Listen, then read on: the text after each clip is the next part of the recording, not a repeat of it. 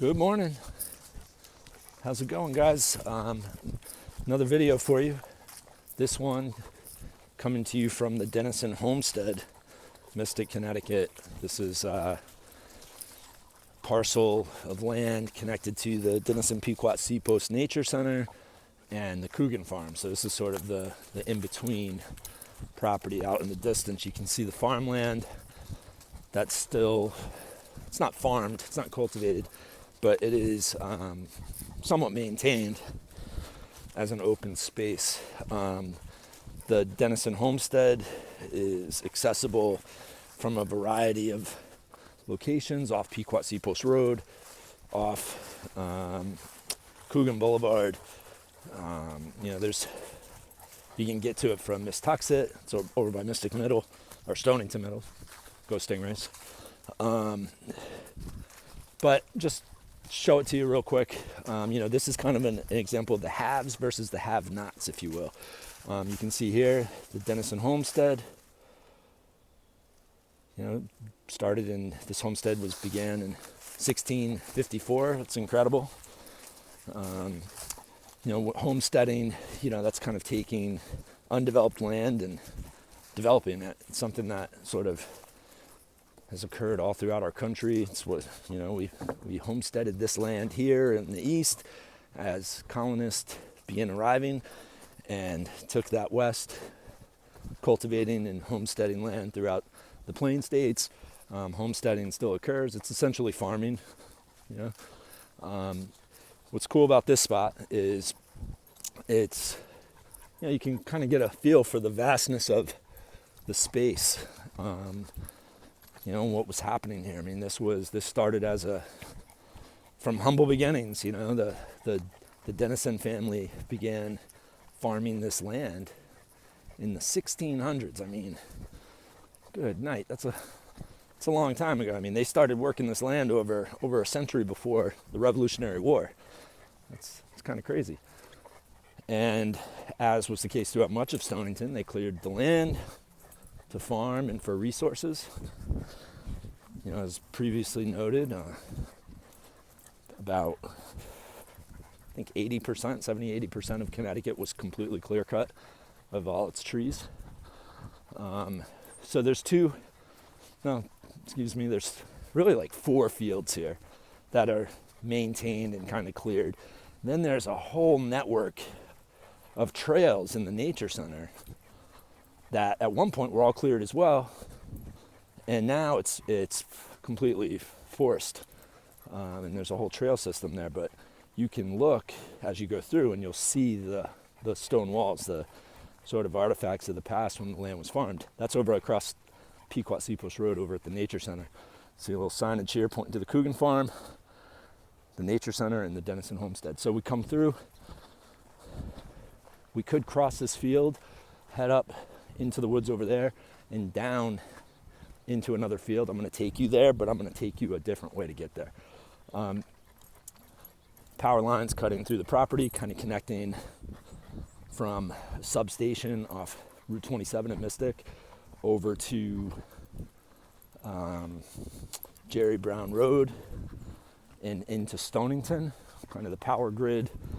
It doesn't happen by accident. There's a whole network, a whole grid of infrastructure to make that happen, and that's one of the ways. There's another one over along Mistuxet and then along Route 1. Usually they're along roadways, but occasionally they cut right through places like this, and that's sort of the deal. That's like, in a way, it's conservation. It's kind of like man's interaction with nature.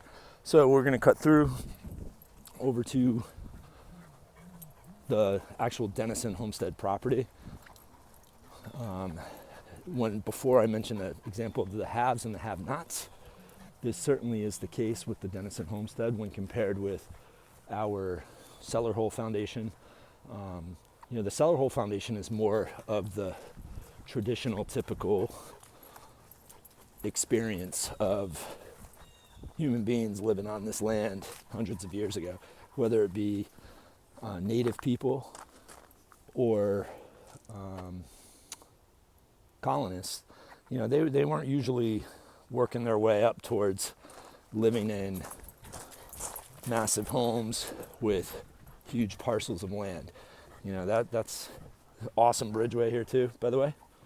But you know, the homestead like the Denison Homestead, they worked it. You know what I mean? They developed their property through many generations. They had a lot of success. They were really good at what they did, obviously, and they built themselves quite the property. Most people, you know, they were more subsistence farmers. They were, you know, doing their thing, but they weren't exactly acquiring large swaths of land and developing it from generation to generation. You know, subsistence farming means you're kind of just getting by. That's where the Denisons sort of separated themselves. They kind of become a dominating force in Stonington and in Mystic. Their name is everywhere. It's on a lot of roads. It's a lot of cemeteries around here where you can see the presence of the Denison family. So here we're at like a junction here. We could head down this path and head towards West Marine and Coogan Boulevard. This actually would take us back to the field we were just in. Came down this one because I wanted to show you the bridge. Up this trail here would take you to the nature center. And what we're going to do is bang a right and head out to another field and then work our way over to the homestead. So on Sundays, if you ever come through this area, Pequot Seapost, for a good few months, a year, through the summer and the fall, there's a farmer's market over here in the field. Maybe you've seen that. Maybe you've been to the nature center on field trips in elementary school, or maybe you've just come here on your own. But there are a couple things I want to show you. Pretty cool. Check this out. Right over here. Look at this thing. Sort of this farm machinery. See the steering column there?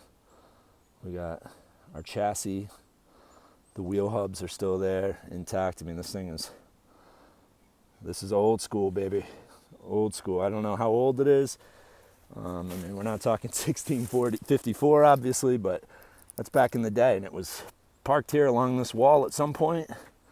And, come on, Eddie. And it remains. There's a couple of these around here, across the fields. Over here, there are two more fields through the trees over here. I'm going to take you over and show you the homestead. It's going to come up on our left. Pequot Seapost Road I'm walking towards right now. And I can see the homestead off to the left up here. We're going to go up, take a look at that real quick. So this homestead, this home, you know, it's obviously been built and added on to, and it was not like that in 1654. It would have been a much more humble and simple structure, probably similar to something like we would see, you know, our cellar hole foundation type of thing. Not a big deal. But this one's pretty elaborate. You can see the home. This is essentially a museum, sort of to our past. The farmer's market is held back here. But you can come up and this is basically the nature center is up on the right here, the DPNC. You could come here, you could go to the nature center, you could go to the Denison Homestead where I'm at right now. You could walk over to the Coogan farm. There's Avalonia property over here. There's a lot. I mean, you could spend hours over here. And it's a great example of preservation. This home, it's pretty spectacular that this is here. This sits, you know, sort of in this area where we all live. You guys, I mean, feel pretty confident you've all driven through, or you may not have thought about the surroundings of it and what's going on here, but it's pretty cool. And it's a great example of preservation, you know, preservation of our history here in our town, preservation of land for wildlife and human enjoyment. And pretty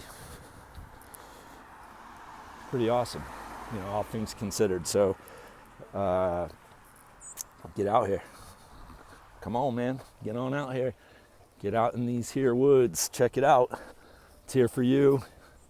It's here for generations to come, and we're all the beneficiaries of it. We're all better for it. So it's good for you.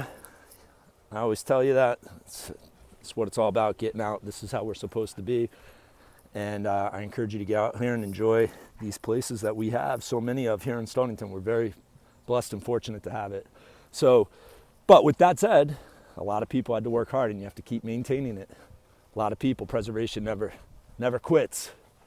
You got to keep doing it generation to generation, because at some point someone's going to come along and try to buy these properties, and people are going to have to push back and say, no, we're going to maintain that and keep it for forever.